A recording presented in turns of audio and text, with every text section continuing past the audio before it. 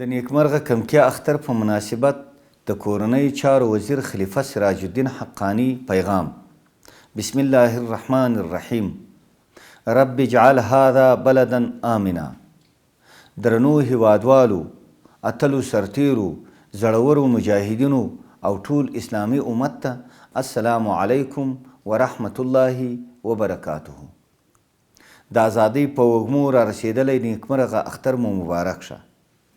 ویاړو چې د کورنۍ چارو وزارت له لورې د خپلو زړورو پولیسو په مټ د امنیت په برخه کې ستاسو په خدمت کې یو. د خوښۍ ځای دی چې په هیواد کې د سرتاسري امنیت په درلودو سره د کوچني اختر خوښي په ګډه سره لمانځو. په دین او ولس مین امنیتي ځواکونه په پوره ژمنتیا سره هڅه کوي ترڅو رامنځته شوی امنیت ټینګ وساتي. ملي پولیس ستاسو خدمت په ځان فرض ګڼي او ویاړي چې د خپل ځورېدلي ملت په خدمت کې دي. نننۍ ازادي موږ ته د مجاهدینو د وینو په نذرانو او د ولس د بېسارې قربانیو په بیه لاسته راغلې ده. باید د دغې قربانۍ درناوی وکړو او چا چې د دین او هیواد د دفاع په لاره کې قربانۍ ورکړي د نن په خوښیو کې د هغوی د کورنۍ له پامه ونه غورځوو.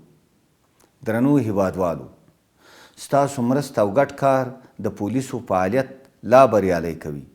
هیله لرم چې خپله همکاري له امنیتي ځواکونو ونه سپموئ.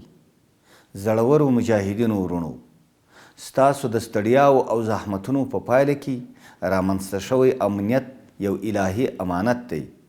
کوښښ وکړئ د هغه د ټینګښت لپاره خپل توان په کار واچوئ. د اختر په مناسبت له هوایي ډزو څخه ډډه وکړئ.